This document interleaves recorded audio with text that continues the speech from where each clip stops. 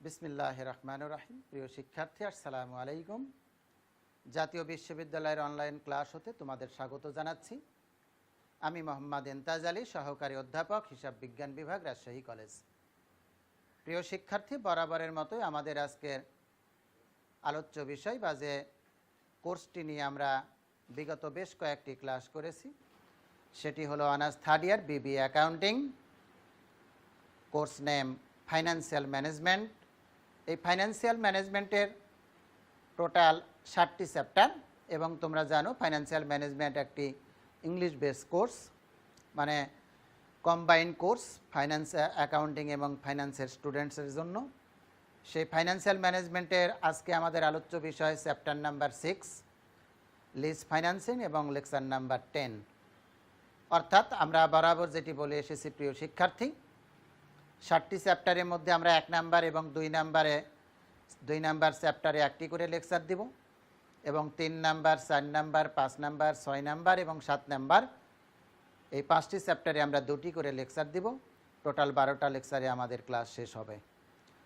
Financial ম্যানেজমেন্টের যেটি নিয়ে আমরা এর আগে একটি ক্লাস করেছি লিজ ফাইন্যান্সিংয়ের, আজকে আমাদের দ্বিতীয় ক্লাস এবং দ্বিতীয় ক্লাসের মাধ্যমে আমরা লিজ ফাইন্যান্সিংকে শেষ করব। প্রিয় শিক্ষার্থী, আজকে আমরা আমাদের আউটকামসটা একটু দেখে নেই, কী কী বিষয় নিয়ে কথা বলবো। আমরা আজকের আমাদের আলোচ্য বিষয় লিজ ফাইন্যান্সিংয়ের distinction or differences between operating lease and financial lease, lease and পারচেসের differences, important notes and finance related problem. এর আগে আমরা যেটি কথা বলেছি গত ক্লাসে, সেটি নিয়ে আমরা 1 মিনিট 2 মিনিট জাস্ট তোমাদের সাথে একটু শেয়ার করব। আমরা গত ক্লাসে কথা বলেছি লিজ কাকে বলে, লিজের প্রকারভেদ, লিজের ইম্পর্টেন্স, এছাড়া লিজ কীভাবে ঘটে থাকে, operating lease, financial lease, lease and sale back, বিভিন্ন বিষয়। এছাড়া লিজ এবং বরোয়িংয়ের মধ্যে মূল ইম্পর্টেন্ট ফ্যাক্টর, সেগুলো নিয়ে কথা বলেছি। আজকে আমরা যেটি কথা বলবো সেটি হলো, প্রথমেই আমরা আসবো অপারেটিং লিজ এবং ফাইন্যান্সিয়াল লিজের মধ্যে মূল পার্থক্য, এছাড়া লিজ এবং পারচেসের মধ্যে মূল পার্থক্য, অঙ্ক করার জন্য যে আমাদের গুরুত্বপূর্ণ কিছু দিক নির্দেশনা অথবা নোটস আছে সেগুলো নিয়ে কথা বলবো এবং তার আলোকে আমরা ফাইন্যান্সিয়াল লিজের একটা পূর্ণাঙ্গ অঙ্ক করার চেষ্টা করব। প্রিয় শিক্ষার্থী, আমরা প্রথমে একটি পিকচার দেখতে পাচ্ছি, সেটি হলো আমাদের দেওয়া আছে operating lease versus financial lease. আমরা গতদিন যেটি বলেছিলাম, অপারেটিং লিজ এবং financial lease on the basis of nature of a lease is very important for a firm to collect finance in order to collect long-term resources and short-term resources. Basic differences between operating lease and financial lease is that in case of definition, we know that operating lease is a short-term and cancelable lease. That is, short-term and cancelable lease is called operating lease, whereas long-term and non-cancelable lease is called financial lease. অর্থাৎ আমরা ডেফিনেশনের যে পার্থক্যটুকু দেখলাম সেটি হলো আমাদের স্বল্পমেয়াদী এবং বাতিলযোগ্য যে ইজারা তাকে আমরা বলি অপারেটিং লিজ বা পরিচালন ইজারা, এবং দীর্ঘমেয়াদী এবং অবাতিলযোগ্য ইজারাকে বলি আমরা ফাইন্যান্সিয়াল লিজ। এরপরে আছে আমাদের leasing period. In case of operating lease the period 1 year to maximum 5 years, but in case of financial lease the period is 1 year and 2 more, that is maximum 5 years, 10 years, 20 years, 50 years or above. অর্থাৎ period কাল যদি আমরা বলে থাকি, operating লিজের মেয়াদকাল সর্বোচ্চ 1 হতে 5 বছর, অপরদিকে আমাদের ফাইন্যান্সিয়াল লিজের মেয়াদকাল হলো 1 হতে অধিক বছর, সেটি 5 বছর, 7 বছর, 10 বছর, 20 বছর, 50 বছর, ইভেন 99 বছর পর্যন্তও হতে পারে। পেনাল্টি অর্থাৎ হলো খরচ বা আমরা in case of operating lease all kind of expenses and loss beared by lessor, but in case of financial lease all kind of expenses beared by lessee. অর্থাৎ হলো মূল বক্তব্যটি হলো পরিচালনা ইজারার ক্ষেত্রে যাবতীয় রক্ষণাবেক্ষণ খরচ বহন করে দাতা বা মালিক, অপরদিকে আর্থিক ইজারার ক্ষেত্রে যাবতীয় রক্ষণাবেক্ষণ খরচ বহন করে থাকে গ্রহীতা বা ক্রেতা গ্রহীতা। অ্যামাউন্ট অফ রেন্ট অর্থাৎ হলো লিজের ভাড়ার যে প্রকৃতি, in case of operating lease the rent is more than the rent amount is more than of financial lease, but in case of financial lease the rent is less than operating lease. অর্থাৎ হলো operating লিজের ভাড়ার পরিমাণ তুলনামূলকভাবে আর্থিক ইজারার চাইতে বেশি হয়ে থাকে এবং আর্থিক ইজারার ভাড়া তুলনামূলকভাবে অপারেটিং লিজের চাইতে কম হয়ে থাকে। অবজেক্টস কী কী উদ্দেশ্যে অপারেটিং লিজ করা হয়ে থাকে? Operating lease is maintained by a firm in order to make up the provision period, অর্থাৎ হলো প্রভিশন একটা নির্দিষ্ট সময়কালীন ব্যবস্থার জন্য অপারেটিং লিজ করা হয়ে থাকে। But in case of financial lease the object is long term way, অর্থাৎ হলো দীর্ঘমেয়াদের ভিত্তিতে এটি করা হয়ে থাকে। Renew in case of operating lease no renew is needed, but ইন financial lease as a long term lease, so renew is too much needed. Risks as a short term lease, operating lease bear more risks, but in case of financial lease as a long term lease is bear low risks or less risks than operating lease. আমরা এতক্ষণ যে পার্থক্যগুলো দেখলাম ডেফিনেশনের ক্ষেত্রে, অর্থাৎ হলো আমাদের cancellable এবং স্বল্পমেয়াদী, এবং আর্থিকের ক্ষেত্রে আমরা দেখলাম দীর্ঘমেয়াদী এবং অবাতিলযোগ্য। পিরিয়ড কাল দেখলাম অপারেটিংয়ের 1 থেকে 5 বছর, আর্থিকের ক্ষেত্রে দেখলাম 1 থেকে 7, 8, 10, 15, 20, 50 এবং তার চাইতে বেশিও হতে পারে। পেনাল্টি অর্থাৎ খরচ অপারেটিংয়ের ক্ষেত্রে মালিক বা দাতা বহন করে থাকে, ফাইন্যান্সিয়ালের ক্ষেত্রে ক্রেতা একাই বহন করে থাকে বা গ্রহীতা বহন করে থাকে। অ্যামাউন্ট অফ রেন্ট আমরা দেখলাম অপারেটিং লিজের ভাড়ার পরিমাণ বেশি, আর্থিক লিজের ক্ষেত্রে অপারেটিং লিজের তুলনায় ভাড়ার পরিমাণ কম। অপারেটিং লিজ গ্রহণ করা হয়ে থাকে একটা নির্দিষ্ট প্রভিশনের উদ্দেশ্যে বা প্রভিশন করার জন্য, প্রভিশন মেট আপ করার জন্য। অপরদিকে ফাইন্যান্সিয়াল লিজ করা হয় দীর্ঘমেয়াদী সময়ের জন্য। অপারেটিং লিজের সাধারণত স্বল্পমেয়াদী, যার জন্য রেনুয়ের প্রয়োজন হয় না, বাট ফাইন্যান্সিয়াল লিজ যেহেতু দীর্ঘমেয়াদী রেনু প্রয়োজন হয়। অপারেটিং লিজ স্বল্পমেয়াদী হওয়ার কারণে এর ঝুঁকির পরিমাণটা বেশি থাকে, ফাইন্যান্সিয়াল লিজ দীর্ঘমেয়াদী হওয়ার কারণে এর ঝুঁকির পরিমাণটা তুলনামূলকভাবে কম হয়। এগুলোই হলো আমাদের অপারেটিং লিজ এবং ফাইন্যান্সিয়াল লিজের মূল বেসিক পার্থক্য। এরপরে যেটি যাব আমরা প্রিয় শিক্ষার্থী, সেটি হলো লিজ ভার্সেস পারচেস। তোমরা লক্ষ্য করে দেখো, একটা পিকচার দেখা যাচ্ছে। An investors is thinking what to do to acquire assets either to lease or purchase। অর্থাৎ হলো আমরা ছবিতে একজন বিনিয়োগকারী বা ভদ্রলোককে দেখতে পাচ্ছি। উনি চিন্তায় পড়ে গেছেন যে একটি সম্পত্তি, স্থায়ী সম্পত্তি বা ল্যান্ড অথবা ইকুইপমেন্ট ওনার প্রয়োজন। এটি ইনি কীভাবে কারবারাও সরবরাহ করবেন, লিজের মাধ্যমে না পারচেজের মাধ্যমে? এই লিজ আর পারচেজের করতে গেলে মূল পার্থক্যটা কী বা বৈশিষ্ট্যগুলো কী, সেটি উনি আগে জানতে চান। সেটা নিয়ে আমরা কথা বলবো প্রিয় শিক্ষার্থী। প্রথমে আছে ওনারশিপ।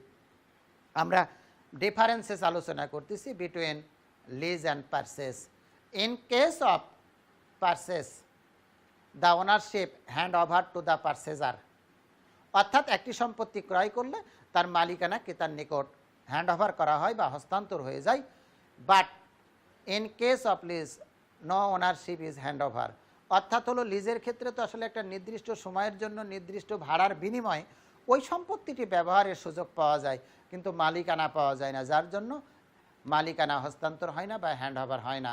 নাম্বার অফ পার্টিস, ক্রয়ের ক্ষেত্রে আমরা দেখি basically 2 parties, that is seller and buyer, ক্রেতা এবং বিক্রেতা। But in case of lease সেটি 2টি পক্ষ। যদি আমাদের অপারেটিং লিজ হয় তাহলে 2টি পক্ষ হতে পারে, অর্থাৎ ইজারা গ্রহীতা এবং ইজারা দাতা। আবার যদি এটি আর্থিক ইজারা হয় বা ফিনান্সিয়াল লিজ হয়, কখনো দুটি কখনো তিনটি পক্ষ হতে পারে। সেটি কেমন প্রিয় শিক্ষার্থী? একটি হলো লেজর, লিজি, আর আরেকটা পার্টি ব্যাংক আর ফিনান্সিয়াল ইনস্টিটিউশন। প্রিয় শিক্ষার্থী, একটু লক্ষ্য করতে হবে, আমরা যখনই রাস্তাঘাটে চলাফেরা করি, হেঁটে অথবা রিক্সায় বা যানবাহনে, প্রায়শ আমরা লক্ষ্য করে দেখি যে এই সম্পত্তিটি বা এই বাড়িটি বা এই নির্দিষ্ট সম্পত্তিটি ব্যাংক বিমার নিকট গচ্ছিত আছে, অর্থাৎ হলো ক্লেম করা আছে কার নিকট? ওই ব্যাংক বিমার কাছে সেটি দায়বদ্ধ আছে। এখানে তিনটা পার্টি, একটা হলো লেজর, একটা লিজি, আরেকটি হলো আমাদের ফাইন্যান্সিয়াল ইনস্টিটিউশন, অর্থাৎ যারা ওই সম্পত্তিটি ক্রয় অথবা ভাড়া নেওয়ার ক্ষেত্রে অর্থ সরবরাহ করে থাকে। এরপরে আসে রেসিডুয়াল ভ্যালু। আমরা জানি অপারেটিং লিজের ক্ষেত্রে বা লিজের ক্ষেত্রে তার সম্পত্তি কার নিকট চলে যায়, অর্থাৎ হলো ইজারা দাতার নিকট এটি হস্তান্তর হয়ে যায় বা বহন করে। বাট ক্রয়ের জন্য, সম্পত্তি ক্রয় করলে যেহেতু মালিকানা ক্রেতার কাছে চলে আসে, সেই জন্য সম্পত্তির রেসিডুয়াল ভ্যালু মালিকের নিকট হস্তান্তর হয়, ক্রেতার নিকট হস্তান্তর হয়ে যায়। Use of assets, use of assets in case of purchase, এই purchaser use it permanently, অর্থাৎ হলো একটি সম্পত্তি ক্রয় করলে ওই ক্রয়কৃত সম্পত্তি একজন ক্রেতা আজীবন বা স্থায়ীভাবে সেটি ব্যবহারের সুযোগ পায়। But in case of lease, লিজকৃত সম্পত্তি একটা নির্দিষ্ট সময়ের জন্য সেটি ব্যবহারের সুযোগ পাওয়া যায়। সেটি 5 বছর হতে পারে, 10 বছর হতে পারে, 15 হতে 20 বছর হতে পারে, 3 বছর হতে পারে, on the basis of contract between lessee and lessor. Right to sell, পারচেজের ক্ষেত্রে যে সম্পত্তিটি ক্রয় করা হয় সেটি যেহেতু মালিকানা লাভ করে, যার জন্য এই সম্পত্তিটি পুনরায় সেল করতে পারে, অর্থাৎ হলো the purchaser has the right to sell the assets to other parties.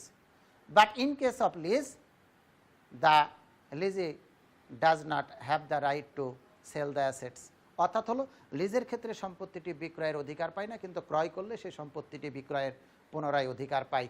Repayment, ক্রয় যেহেতু একবারে করা হয়ে থাকে, যার জন্য এখানে পুনরায় পরিশোধের কোনো সুযোগ নেই। বাট লিজের ক্ষেত্রে, লিজ যেহেতু দীর্ঘমেয়াদের জন্য করা হয়ে থাকে, যার জন্য ইনস্টলমেন্ট সিস্টেম এখানে বিদ্যমান।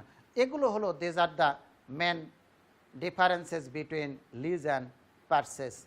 প্রিয় শিক্ষার্থী, আমরা এতক্ষণ ক্রয় এবং ইজারার মূল পার্থক্যটা দেখলাম। এরপরে আমরা অঙ্ক করার পূর্বে কিছু ইম্পর্টেন্ট নোটস নিয়ে কথা বলবো। অঙ্ক করার জন্য যেগুলো আমাদের জন্য অত্যন্ত অভিসম্ভাবী বা যেগুলো নিয়ে আমরা যদি নাই জানি তাহলে অঙ্কগুলো আমরা কখনোই করতে পারবো না। Number 1, consider interest in determining loan installment. আমরা লিজ এবং লোন ভালো করে মনে রাখতে হবে। লিজ এবং লোনের যদি ইনস্টলমেন্ট দেওয়া না থাকে, সেক্ষেত্রে 2 ইনস্টলমেন্ট বের করার জন্য রেট অফ ইন্টারেস্ট যেটি আছে সেটি আমাদের ব্যবহার করতে হবে। নাম্বার 2, অঙ্কে যে ইন্টারেস্ট রেটটা দেওয়া থাকবে, যদি অঙ্কে ট্যাক্স রেট থাকে তাহলে আমাদের একটা কস্ট অফ ডেট বা কস্ট অফ ডিবেঞ্চার বের করে নিয়ে আসতে হবে in order to calculate the value of present, calculate the present value in case of lease financing and loan financing or borrowing financing to comparison between them. অর্থাৎ loan, lease এবং loan দুটোর মধ্যে কোনটি বেটার বা কোনটা গ্রহণযোগ্য, এটি তুলনামূলকভাবে আলোচনা করার জন্য আমাদের 2 পক্ষেরই, অর্থাৎ লিজ অপশানে এবং লোন অপশান দুটোরই প্রেজেন্ট ভ্যালু বের করতে হবে using cost of debt after tax, অর্থাৎ হলো কর পরবর্তী যে ব্যয় থাকবে সেটি দ্বারা আমাদের এটি বের করতে হবে। মনে রাখতে হবে, এখানে আরেকটি কথা বলা রাখা দরকার, যে রেট দিয়ে আমরা লিজের প্রেজেন্ট ভ্যালু বের করব সে একই রেট দ্বারা আমরা লোনেরও প্রেজেন্ট ভ্যালু বের করব। এরপরে আছে আমাদের মেনটেন্যান্স কস্ট, খুবই ইম্পর্টেন্ট একটা ফ্যাক্টর। মেনটেন্যান্স কস্টটা লক্ষ্য করতে হবে, ইফ মেনটেন্যান্স কস্ট যদি লিজের মধ্যে অন্তর্ভুক্ত থাকে অথবা লেজার বহন করে। ভালো করে মনে রাখতে হবে প্রিয় শিক্ষার্থী, মেনটেন্যান্স কস্ট যদি লিজের মধ্যে অন্তর্ভুক্ত থাকে অথবা এবং লেজার বহন করে, দাতা বহন করে, তাহলে ওই মেনটেন্যান্স কস্টকে লিজ থেকে বাদ দিতে হবে। আর যদি বলা থাকে মেনটেন্যান্স কস্ট লিজের মধ্যে অন্তর্ভুক্ত নাই এবং মেনটেন্যান্স কস্ট বেয়ার্ড বাই লিজিভ, কে দাতা বহন করতেছে না, বহন করতেছে কে? গ্রহীতা, তাহলে মেনটেন্যান্স কস্টটাকে লিজের সাথে অন্তর্ভুক্ত বা যোগ করতে হবে। দুটো বিষয় বললাম, যদি লিজের মধ্যে অন্তর্ভুক্ত থাকে তাহলে লিজ থেকে বাদ দিতে হবে, আর লিজের মধ্যে অন্তর্ভুক্ত না থাকলে লিজের সাথে যোগ করতে হবে। অর্থাৎ হলো লিজের মধ্যে অন্তর্ভুক্ত আছে এবং দাতা খরচ বহন করে, তখন লিজের সাথে যোগ হবে। গ্রহীতা বহন করে খরচ এবং লিজের মধ্যে অন্তর্ভুক্ত নেই, তখন লিজের সাথে যোগ করতে হবে। আমরা এরপরে যখন আমরা টোটাল আউটগোয়িং অর্থাৎ হলো এনসিও বের করব, total installment of loan option যখন বের করব, তখন ওই মেনটেন্যান্স কস্টটাকে আমরা লোন ইনস্টলমেন্টের সাথে যোগ করব, প্লাস লোন ইনস্টলমেন্টের সাথে আমরা যোগ করব, প্লাস এনসিএফ করার সময় নেট ক্যাশ আউটফ্লো করার সময় আমাদের লক্ষ্য করতে হবে কি, সেটা হলো in determine total cash outflow buying option maintenance cost is adding the loan installment and determine net tax saving is deducted from total loan of installment. অর্থাৎ হলো একবার একেবারে যেন লোন ইনস্টলমেন্টের সাথে যোগ হবে, অপর দিকে যেটি করতে হবে সেটি হলো আমাদের ট্যাক্স সেভিং করার সময় এটা টোটাল কস্টের মধ্যে অন্তর্ভুক্ত হবে। অঙ্কে যদি শুধু কস্ট অফ ক্যাপিটাল দেওয়া থাকে এবং ট্যাক্স যদি দেওয়া না থাকে, তাহলে ওই কস্টটাকেই আমরা after tax cost of capital বলে গণ্য করব। এরপরে যে দুটো আইটেম নিয়ে আমরা কথা বলবো সেটি হলো আমাদের লিজ। আমরা জানি শুরুতেও লিজ এবং লোনের ইনস্টলমেন্ট বছরের শুরুতেও প্রদান করা হয়ে থাকে, শেষেও করা হয়ে থাকে। যদি শুরুতে প্রদান করা হয়ে থাকে তাহলে বছরের শুরুতে ট্যাক্স কখনো ডিডাক্ট করা যাবে না, কারণ ট্যাক্স ডিডাক্ট করতে হয় বছরের শেষে। একইভাবে লোনের ইনস্টলমেন্টও যদি বছরের শুরুতে করা হয়ে থাকে, ভালো করে মনে রাখতে হবে, লোনের ইনস্টলমেন্ট যদি বছরের শুরুতে করা হয়ে থাকে তাহলে বছরের শুরুতে ইন্টারেস্টকে কখনো কনসিডার করা হবে না, কারণ বছরের শেষে ইন্টারেস্টকে কনসিডার করা হয় বা নির্ণয় করা হয়। সর্বশেষ যেটি সেটি হলো আমাদের অঙ্কে যদি স্যালভেজ ভ্যালু অঙ্কে থাকে, তো সেই স্যালভেজ ভ্যালু লোনের প্রেজেন্ট ভ্যালু বের করার সময় টোটাল প্রেজেন্ট ভ্যালু থেকে present value of lease salvage value বাদ দিয়ে যেটি থাকবে সেটি হলো লোনের net present value.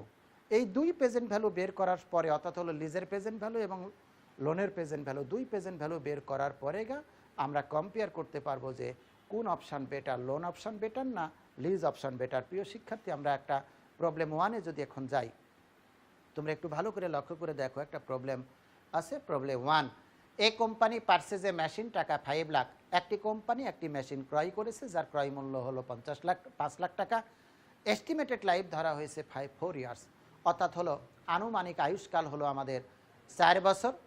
Tax rate আছে 50%, কস্ট অফ ক্যাপিটাল আছে 10%। এখানে লক্ষ্য করতে হবে কস্ট অফ ক্যাপিটাল আছে, ট্যাক্সও আছে। আমরা যখন ইনস্টলমেন্ট বের করব তখন 10% ধরেই করব, কিন্তু যখন প্রেজেন্ট ভ্যালু বের করব তখন কেডি নির্ণয় করতে হবে। Straight line method of depreciation অর্থাৎ হলো অবশ্যই সরল রৈখিক পদ্ধতি, সেটিও বলা আছে। লিজ রেন্টাল বলা আছে 1,80,000, যার মধ্যে লিজ আমার মেনটেন্যান্স কস্ট অন্তর্ভুক্ত আছে 20,000 টাকা। বন্ড বাই লেজার, যেটি বললাম, যদি মেনটেন্যান্স কস্ট লিজের মধ্যে অন্তর্ভুক্ত থাকে এবং বন্ড বাই লেজার থাকে তাহলে লিজ থেকে সেটি বাদ দিতে হবে, লোন ইনস্টলমেন্টের সাথে সেটি যোগ হবে। Both installment made at the ending and beginning of the year. পুরো লিজ এবং লোন দুটোরই বলা হচ্ছে বছরের শেষে যদি কিস্তি প্রদান করা হয়ে থাকে তাহলে কোনটা বেটার হবে, এবং বছরের শুরুতে যদি দুটি প্রদান করা হয় তাহলে কোনটা বেটার হবে। অর্থাৎ হলো আমাদেরকে একবার এন্ডিং দিয়ে তার ডিসিশন দেখতে হবে এবং পরে আরেকটি ওপেনিং দিয়ে আমরা আরেকটি ডিসিশন দেখব। এই দুই মেথড নিয়েই আমরা একটা পূর্ণাঙ্গ অঙ্ক শিখব প্রিয় শিক্ষার্থী। তাহলে প্রথমে যেটি বলা হচ্ছে, আমরা যেটি বলেছিলাম, লিজ এবং লোন যদি দুটোরই কোনো ইনস্টলমেন্ট না থাকে তাহলে প্রথম কাজ হলো ইনস্টলমেন্ট বের করা। এখানে লিজের ইনস্টলমেন্ট দেওয়া আছে বাট লোনের ইনস্টলমেন্ট দেওয়া নেই, তাহলে লোনের ইনস্টলমেন্ট করতে হবে। লোনের ইনস্টলমেন্টের যে ফর্মুলা, এন্ডিং এর ক্ষেত্রে যে ফর্মুলা সেটি নিয়ে আমরা কাজ করব। পিভিএ সমান A second bracket 1 minus 1 plus KD power n divided by KD. এটা হলো আমাদের ইনস্টলমেন্ট বের করা, এন্ডিংয়ের বের করা, যেখানে আমাদের দেওয়া আছে প্রিয় শিক্ষার্থী বর্তমান মূল্য 5 লাখ টাকা, এন হলো মেয়াদকাল 4, কেডি হলো আমার 10%, এ ইজ ইকাল টু হোয়াট, অর্থাৎ ইনস্টলমেন্টের পরিমাণ দেওয়া নাই। আমরা এর মাধ্যমে আসলে ইনস্টলমেন্ট বের করে থাকি। এখন যদি আমরা মান বসাই তাহলে 5 lakh 1 second bracket 1 minus 1 plus 0.10 পাওয়ার 4 ভাগ 0.10। আরেকটা লাইন যদি আমরা লিখে নেই প্রিয় শিক্ষার্থী, 5 লাখ সমান a গুণ 1 মাইনাস 1 ভাগ 1.10 পাওয়ার 4 ইজ ইকাল টু ভাগ 0.10 3.16986 3.1698645। অতএব এ সমান 5 লাখ 3.1698665, 5 লাখ ভাগ অ্যান্সার 1,57,735 টাকা। প্রিয় শিক্ষার্থী, আমরা লিজের এন্ডিংয়ের যে ইনস্টলমেন্ট সেটি পেয়ে গেছি, অর্থাৎ কিস্তির আমার লোনের নেই, সেটি বাই অপশানে সেটা আমরা পেয়ে গেছি। এখন যেটি বলা হচ্ছে, আমরা যেটি বলেছিলাম লোন অপশানে 3টা স্টেটমেন্ট করতে হয়। নাম্বার 1, বাইংয়ের 3টি অপশান। নাম্বার 1 হলো ইনস্টলমেন্ট, নাম্বার 2 হলো লোন অ্যামোর্টাইজেশন শিডিউল, নাম্বার 3 হলো PV of loan or buy option. অর্থাৎ লোনের ক্ষেত্রে 3টি কাজ আমাদের করতে হয়। একটি হলো প্রথমে লোনের ইনস্টলমেন্ট বের করতে হয় যদি দেওয়া না থাকে। সেকেন্ডলি হলো লোন অ্যামোর্টাইজেশন শিডিউল বের করতে হয় বা স্কেডিউল বের করতে হয়। এর মূল বক্তব্য হলো 5 বছর বা 4 বছরের যে ইন্টারেস্ট সেটার পরিমাণ বের করা। 3 নম্বরে আমাদের যেটি করতে হয় সেটি হলো present value of loan option. তাহলে আমরা আগে লোন অ্যামোর্টাইজেশন শিডিউল করে নিব প্রিয় শিক্ষার্থী। লোন অ্যামোর্টাইজেশন শিডিউল যদি আমরা করতে যাই, লক্ষ্য করতে হবে কলাম হবে 6টি, কিন্তু রো হবে আয়ুষ্কালের উপর। 5 বছর হলে 4 বছর হলে 5টা রোজ, 5 বছর হলে 6টা রোজ। যেহেতু অঙ্কের মেয়াদকাল আমাদের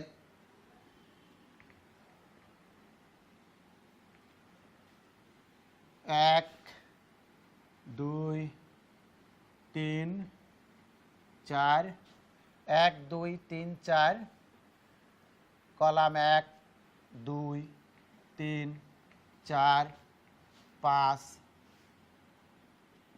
6, এটিকে আমরা বলি লোন অ্যামোর্টাইজেশন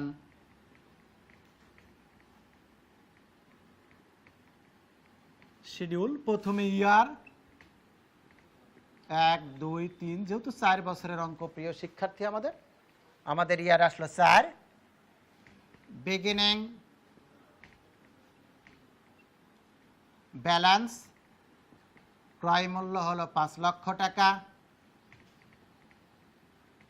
ইনস্টলমেন্ট, লোনের ইনস্টলমেন্ট দেওয়া আছে 1,57,735 টাকা, যেটি আমরা একটু আগে বের করলাম। ইন্টারেস্ট রেট আছে আমার 10%, 5 লাখ টাকার উপর 10% করলে পাবো আমরা 50,000 টাকা। এরপরে আছে আমাদের প্রিন্সিপাল মানে আসল টাকা। আমরা জানি ইনস্টলমেন্ট মানে হলো সুদ আসল, সুদ আসল থেকে সুদ বাদ দিলে আমরা পেয়ে যাব, অর্থাৎ 1,57,735 থেকে 50,000 টাকা বাদ দিলে আমরা পেয়ে যাব 1,07,035। এন্ডিং ব্যালেন্স 5 লাখ থেকে 1,57,000 টাকা বাদ দিলে 3,92,000 আমরা পেয়ে যাব প্রিয় শিক্ষার্থী। 5 লাখ মাইনাস 1,07,735, 3,92,000 265 প্রথম বছরে যেটা এন্ডিং পরের বছর আসে হয়ে যাবে 392 265। এখানে installment 157,735, 3,92,265 10%, 39,227, 157,735 minus 39,227, 1,18,508, 3,92,265 minus answer 2,73,757, 2,57, 2,73, 757, 1,57,735, interest করলে 27,376, 27,376, 1,57,735 মাইনাস 27,376, 1,30,059, 2,73,757 মাইনাস অ্যান্সার করলে আমরা পেয়ে যাব 1,43,398, 1,43,398, 1,57,735,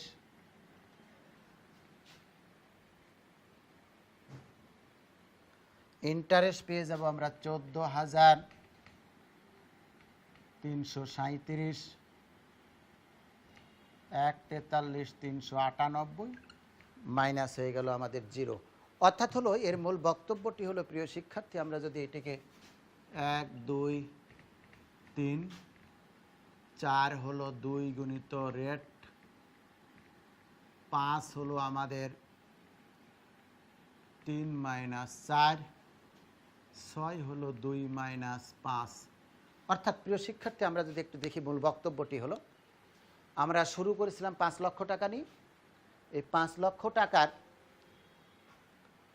ইনস্টলমেন্ট আমরা জানি যত বছরের অঙ্ক প্রতি বছর সমান, অর্থাৎ প্রথম বছর, দ্বিতীয় বছর, তৃতীয় এবং চতুর্থ বছর 4 বছরের ইনস্টলমেন্টের পরিমাণ 1,57,735 টাকায়। প্রথম বছর ইন্টারেস্ট 5 লাখ টাকার উপর 10% 50,000 টাকা। আমরা জানি ইনস্টলমেন্ট মানে সুদাসল, সুদাসল থেকে সুদ বাদ দিলে পেয়ে যাব আমরা আসল। 1,57,735 থেকে 50,000 টাকা বাদ দিলে আমরা পেয়ে যাব 1,07,735। শেষে ইন্ডিং ব্যালেন্স কি থাকবে আমরা লিখেছি 2 মাইনাস 5, অর্থাৎ হলো 5 লক্ষ টাকা থেকে 1,07,735 টাকা যদি আমরা বাদ দিই পেয়ে যাব 3,92,265 টাকা। প্রথম বছরের যেটা ইন্ডিং পরের বছর হয়ে যাবে আবার বিগিনিং, আবার ইন্টারেস্ট করলাম, বাদ দিলে আমাদের শেষ বছরে ব্যালেন্স হয়ে যাবে 0। অর্থাৎ হলো সেকেন্ড কাজটি আমরা করে নিলাম। এখন প্রশ্নটা হলো যে লোন অ্যামর্টাইজেশন শিডিউলের মূল কাজটা কি? এর কোনো কাজ নেই প্রিয় শিক্ষার্থী, শুধু একটি কাজ। সেই কাজটি কি হলো আমাদের, অর্থাৎ হলো 4 বছরের যে অঙ্ক, 4 বছরের যে টোটাল ইন্টারেস্টের পরিমাণ প্রথম বছরে আমরা কত পেয়েছি সেটি হলো 50,000, দ্বিতীয় বছর পেয়েছি আমরা 39,227, তৃতীয় বছরে পেয়েছি 27,376 এবং চতুর্থ বছরে পেয়েছি 14,337। এই ইন্টারেস্টটা বের করার জন্যই আমাদের 4 বছরের 4 এই ইন্টারেস্টটা বের করার জন্য লোন অ্যামর্টাইজেশন শিডিউল করা। যদি অঙ্কে 4 বছরের 4টি ইন্টারেস্ট দেওয়া থাকতো তাহলে আমাদের আর লোন অ্যামর্টাইজেশন শিডিউল করার কোনো প্রয়োজন হতো না। থার্ড স্টেপে যাব লোনের আমরা, অর্থাৎ হলো এখন আমরা যেটি যাব সেটি হলো present value of loan option. Present value of loan option যদি আমরা করি প্রিয় শিক্ষার্থী তাহলে আমাকে একটি বড় কলাম করে নিয়ে আসতে হবে অঙ্কের। সেই কলাম করতে গেলে আমরা বারবার যেটি শিখেছি যে অঙ্কের মেয়াদকাল হলো যে 4 বছর, তাহলে আমাদের 5টা করতে হবে। 1 2 3 4টা রো আমরা করে নিলাম, তারপরে কলাম একটার পর একটা আমরা টানতে থাকব। প্রথমে যেটি আমরা জানি ইয়ার 1 2 3 4, অঙ্কের মেয়াদকাল যেহেতু আমাদের 4, এরপরে ইনস্টলমেন্ট। প্রিয় শিক্ষার্থী, এখানে মনে রাখতে হবে আমরা লোনের ইনস্টলমেন্ট করছিলাম 1,57,735 প্লাস মেনটেন্যান্স কস্ট হলো 20,000, 1,77,735। আমরা যে বক্তব্যটি একটু আগে শিখলাম সেটি কি, যদি মেনটেন্যান্স কস্ট লিজের মধ্যে অন্তর্ভুক্ত থাকে তাহলে লিজ থেকে বাদ দিতে হবে। আমরা যখন লিজের প্রেজেন্ট ভ্যালু করব তখন লিজ থেকে বাদ দিব, এবং যখন লোনের প্রেজেন্ট ভ্যালু করব তখন লোন ইনস্টলমেন্টের সাথে যোগ করব।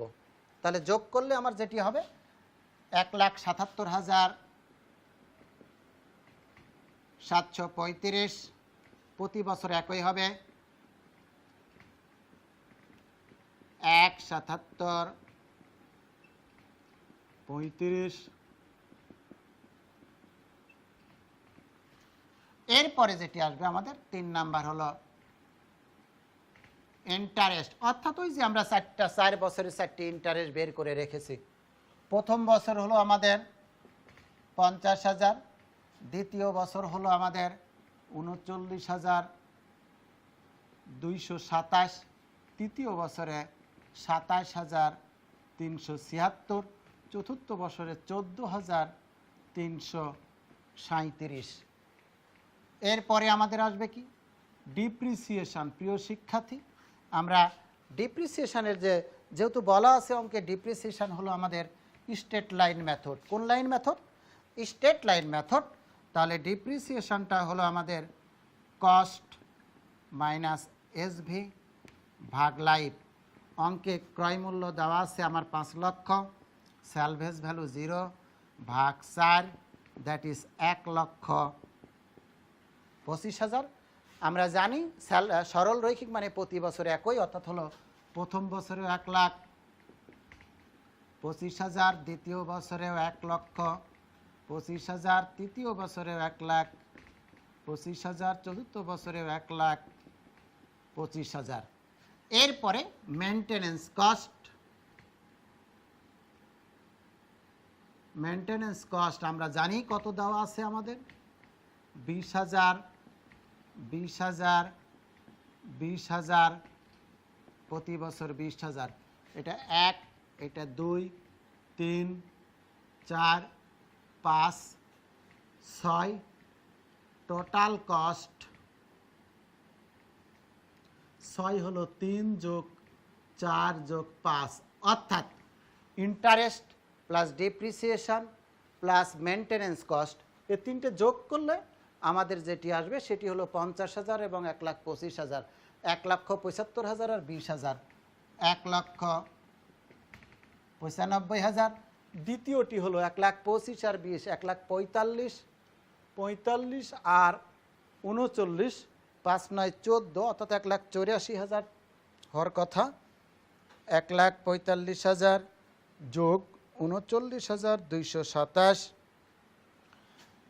1,84,227। তৃতীয়টি হলো আমাদের 20,000 যোগ 1,25,000, 1,45,000 এবং 27,000, 1,45,000 যোগ 27,376, পেয়ে যাব 1,72,376 টাকা। শেষেরটা 1,45,000 যোগ 14,337, 1,59,337। আমরা টোটাল কস্ট পেয়ে গেছি প্রিয় শিক্ষার্থী। এখন টোটাল কস্ট যদি পেয়ে যাই, এখন এর পরের যে স্টেপ সেটা হলো ট্যাক্স সেভিং। ট্যাক্স হলো আমাদের 7 নাম্বার কলামে কত পার্সেন্ট? 50%। 1,95,000 50% আমরা যেটি পাই সেটি হলো 97,500। 1,84,227 ভাগ 50% বা 50% গুণ করলে 92,114, 1,72, 376, 86,188, 1,59,337, 79,687, 669। এটি হলো আমাদের ট্যাক্স সেভিং। সেকেন্ড কাজটি হলো আমাদের number 8 column NCF net cash flow. এই 8 কী করে পাবো আমরা? ইনস্টলমেন্ট, অর্থাৎ হলো 2 - 7, 2 নাম্বার কলাম থেকে 7 নাম্বার কলামকে যদি আমরা বাদ দিই তাহলে পেয়ে যাব, অর্থাৎ হলো 1,77,735 মাইনাস 97,500, 80,235, 1,77,735 মাইনাস 92,114 থাকবে আমাদের 85,621। এরপরে আছে আমাদের 1,77,735 মাইনাস 86,188, 91,547, সবশেষে 1,77,735 মাইনাস 79,669 বাদ দিলে আমরা পেয়ে যাব 98,066। এটি হলো নেট ক্যাশ ফ্লো, আমরা পেয়ে গেছি। নেট ক্যাশ ফ্লোর পরে আমরা দিব ডিসকাউন্ট। এইখানে আমরা কত দিলাম প্রিয় শিক্ষার্থী? 5%, কিন্তু ইন্টারেস্ট রেট হলো আমাদের কত পার্সেন্ট? 10%। অর্থাৎ অঙ্কে যদি ট্যাক্স থাকে তাহলে কেডিটা হবে আমাদের, কেডি হলো আই ইন্টু 1 মাইনাস ট্যাক্স 10% গুণিত 1 মাইনাস 0.50, দ্যাট ইজ 5%। এই 5% দিয়েই আমাদেরকে প্রেজেন্ট ভ্যালু করতে হবে। তাহলে প্রথম বছরে যেটি পাবো আমরা 1/1.05 পাওয়ার 1 9523। দ্বিতীয় বছরে 1/1.05 পাওয়ার 2 9070। তৃতীয় বছরে 1/1.05 পাওয়ার 3 8638। এবং চতুর্থ বছরে 1/1.05 পাওয়ার 4 দিলে আমরা পেয়ে যাব 0.8227। এখন আমাদের যেটি করতে হবে সেটি হলো প্রেজেন্ট ভ্যালু করলে পরে লোন অপশান আমাদের শেষ হবে। প্রেজেন্ট ভ্যালুতে যদি আমরা যাই প্রিয় শিক্ষার্থী, পিভি এটা 9, এটা হলো আমাদের কলাম 10। 10 হলো 8 গুণিত 9, অর্থাৎ কলাম 8-এর সাথে 9 গুণ করলে আমরা 10 নাম্বার পাবো। 80,235 গুণিত 0.9523, 76,408,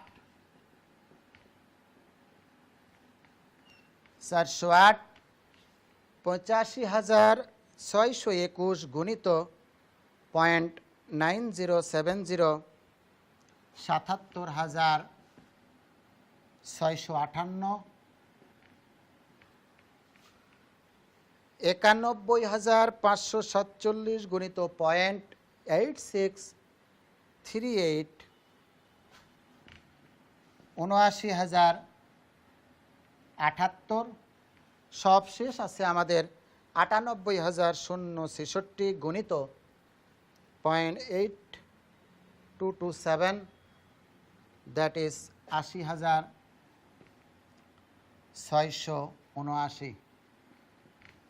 এখন যদি আমরা পিভি বের করি টোটাল, অর্থাৎ টোটাল প্রেজেন্ট ভ্যালু যদি করি, টোটাল প্রেজেন্ট ভ্যালু আমরা লিখতে পারি টিপিভি, তাহলে আসবে আমাদের 76,408,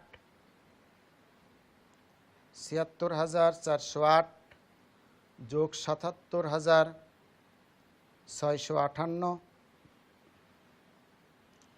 যোগ 79,078 যোগ 80,679, পেয়ে যাব আমরা 3,13,000 13,823। আমরা লোনের প্রেজেন্ট ভ্যালু বের করেছি প্রিয় শিক্ষার্থী। আমরা জানি লিজের প্রেজেন্ট ভ্যালু বের করা খুব সহজ এবং খুব সংক্ষিপ্ত। তাহলে এখন আমরা উপরেরটা একটু লিখে নিই। পিভি অফ লোন অপশান, আর এখন আমরা লিখব PV of lease option. Lease অপশানের দাগ খুব কম, আমরা দুটো দাগ টানলে অঙ্ক করতে পারি। অর্থাৎ হলো প্রথম হলো আমাদের ইয়ার 1 থেকে 4, ইনস্টলমেন্ট 1,60,000। কেন প্রিয় শিক্ষার্থী? আমার অঙ্কে বলা হয়েছে 1,80,000 টাকা, কিন্তু তার মধ্যে মেনটেন্যান্স কস্ট অন্তর্ভুক্ত আছে আমাদের 20,000 টাকা। তাহলে 1,80,000 থেকে 20 বাদ দিলে থাকলো আমাদের 1,60,000 টাকা। ট্যাক্স কত পার্সেন্ট আমরা জানি? 50%। তাহলে 1,60,000-এর 50% হলো আমাদের 80,000 টাকা। এখন এনসিএফ যদি আমরা করি, এটা যদি আমরা ধরি 1 number column, 2 number column, 3 number column, 4 number column হলো আমাদের 2 - 3, দ্যাট ইজ এটিও 80,000। 1,60,000 থেকে 80 বাদ দিলে আমাদের 80,000 হবে। এরপরে আমাদের 5 নাম্বার কলাম যেটি, সেটি হলো ডিসকাউন্ট। এটাকে আমরা পিভিআইএপে লিখব, অর্থাৎ হলো present value interest factor annuity. একাধিক বছরের জন্য অ্যানুইটি যখন আমরা একবারে বের করি, তখন আমাদের যেটি করতে হবে 1 - 1 ভাগ 1.05 পাওয়ার 4 ভাগ 0.05, 3.5459, 3.5459 বা 60। প্রিয় শিক্ষার্থী, আমরা যদি আবার অন্যটি করি, 4টা যদি যোগ করি, অর্থাৎ 9523 থেকে 82, তাহলে একই রেজাল্ট আসবে, 3.546860 আসবে। এখন যদি আমরা গুণ করি 80,000, তাহলে আমাদের আসবে পিভি 6 নাম্বার হলো আমাদের 4 × 5, 2,83,676। প্রিয় বন্ধুরা, আমাদের অঙ্ক শেষ। আমরা লোন অপশানের প্রেজেন্ট ভ্যালু বের করলাম 3,13,823 টাকা। লিজ অপশানের প্রেজেন্ট ভ্যালু বের করলাম 2,83,676 টাকা। যার দুটোর মধ্যে কার কম? লিজ অপশান কম। এখন আমরা কমেন্টস লিখতে পারি। The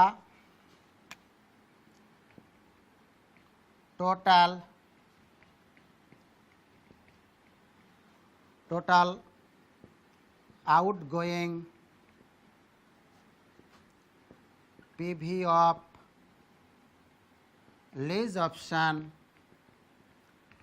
is lower than loan option, so the company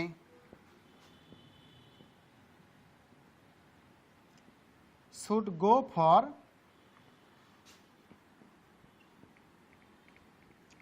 lease option. অর্থাৎ যেহেতু লিজ অপশানের আউটগোয়িং পিভি লোন অপশানের আউটগোয়িং পিভির চেয়ে কম, যার জন্য আমরা লিজ অপশানটাকে অ্যাকসেপ্ট করব। এটি হলো আমাদের ইন্ডিং। আমরা যখন বিগিনিং নিয়ে কাজ করব, আমি শুধু বিগিনিংয়ের যেটি কাজ করব সেটি হলো বিগিনিংয়ের ইনস্টলমেন্ট বের করাটা একটু শিখাই দিব। দিয়ে আজকে আমাদের ক্লাসগুলো আমরা ইন্ডিংয়ের যেভাবে প্রেজেন্ট ভ্যালু করলাম, একটি কথা মনে রাখতে হবে, শুধু বিগিনিংয়ের ক্ষেত্রে যেটি করতে হয়, অর্থাৎ হলো বিগিনিংয়ের ক্ষেত্রে ট্যাক্স বছরের শুরুতে ধরা হবে না, আরেকটি কলাম বাড়াই দিতে হবে। একইভাবে মেনটেন্যান্সও বছরের শুরুতে হবে না, আরেকটি কলাম নিচে বাড়িয়ে দিতে হবে। আর ইন্টারেস্ট বিগিনিংয়ের ক্ষেত্রে 4 বছরের অঙ্কের ক্ষেত্রে 3 বছরের ইন্টারেস্ট পাবে, অর্থাৎ বছরের শুরুতে ইন্টারেস্ট পাবে না, দ্বিতীয় বছর, তৃতীয় বছর এবং চতুর্থ বছর তার ইন্টারেস্টটা পেয়ে থাকবে। আমরা এখন লোনের কি করব, বিগিনিংয়ের যদি জাস্ট খালি একটু ইনস্টলমেন্টটা দেখব, দেখে আজকের ক্লাস আমরা শেষ করব। বিগিনিং আর এন্ডিংয়ের মধ্যে পার্থক্য হলো, অর্থাৎ একটি ইন্টারেস্ট রেট বেশি পাওয়া যায়, এটিকে বলা হয় পিভিএ ডিউ, অর্থাৎ এ সেকেন্ড ব্র্যাকেট 1 - 1 প্লাস আর বা kd power n divided by kd গুণ 1 প্লাস কেডি। প্রিয় শিক্ষার্থীরা একটু মনে রাখতে হবে, আমরা এই কি করেছিলাম না, অর্থাৎ 1 প্লাস কেডি যেটি আছে সেটি গুণ দিয়েছিলাম না। এই গুণটা না দিলে সেটি হয়ে যায় ইন্ডিং, আর গুণ দিলে হয়ে যাবে সেটি বিগিনিং। এখন যদি আমরা মান বসাই, 5 লক্ষ এ সেকেন্ড ব্র্যাকেট 1 মাইনাস 1 প্লাস 0.10 পাওয়ার 4 ভাগ 0.10 গুণিত 1 প্লাস 0.10 দিয়ে আমরা এর যদি মান বের করি, অর্থাৎ হলো আমাদের 5 লাখ ভাগ মানটা আমরা একটু বের করে নেব 1 সেকেন্ডে। সেটি হলো 1 মাইনাস 1 ভাগ 1.10 পাওয়ার 4 ইজিক্যাল টু ভাগ 0.10 গণিত 1.10 3.4868 এ সমান সমান, তাহলে আমরা ভাগ দিলে যেটা পেয়ে যাব, অর্থাৎ 5 লাখ ভাগ অ্যান্সার 1,43,396 টাকা। এটি হলো আমাদের বিগিনিংয়ের লোনের ইনস্টলমেন্ট। প্রিয় শিক্ষার্থী, আমরা এর আগে যেভাবে একটা লোন অ্যামorটাইজেশন লোনের ক্ষেত্রে করেছিলাম, লোন অ্যামorটাইজেশন একটা শিডিউল করেছিলাম, এখানেও তোমাকে একটি অ্যামorটাইজেশন শিডিউল করতে হবে, তারপরে লোনের প্রেজেন্ট ভ্যালু করতে হবে এবং লিজের প্রেজেন্ট ভ্যালু করতে হবে, দেন গো টু ডিসিশন। প্রিয় শিক্ষার্থী, লিজ অপশানটা আমাদের জন্য অত্যন্ত গুরুত্বপূর্ণ, কারণ এখান থেকে প্রতি বছরই আমাদের হয় ইন্ডিং অথবা বিগিনিংয়ের একটা অঙ্ক আসে। আমরা সময়ের অভাবে বা যেহেতু বাধ্যবাধকতার কারণে দুটো লেকচারের মাধ্যমে আমাদের লিজ ফাইন্যান্সিংটাকে শেষ করতে হলো। আমরা চেষ্টা করেছি যে থিওরিটিক্যালের পাশাপাশি কীভাবে অঙ্কগুলো সমাধান করা যায়, কীভাবে ইনস্টলমেন্ট বের করা যায়, কীভাবে লোন অ্যামorটাইজেশন শিডিউল করতে হয়, সবগুলোই তোমাদের সঙ্গে কথা বলার চেষ্টা করেছি। এই মহাদুর্যোগের সময় তোমরা বাসায় থাকো, স্বাস্থ্যবিধি মেনে পড়াশোনা করো পরীক্ষার জন্য, এই আশাবাদ ব্যক্ত রেখে সবার সুস্বাস্থ্য কামনা করে আজকের মতো আমরা আমাদের বক্তব্য এখানে বা ক্লাস শেষ করছি। খুদা হাফেজ। আসসালামু আলাইকুম ওয়া রাহমাতুল্লাহ।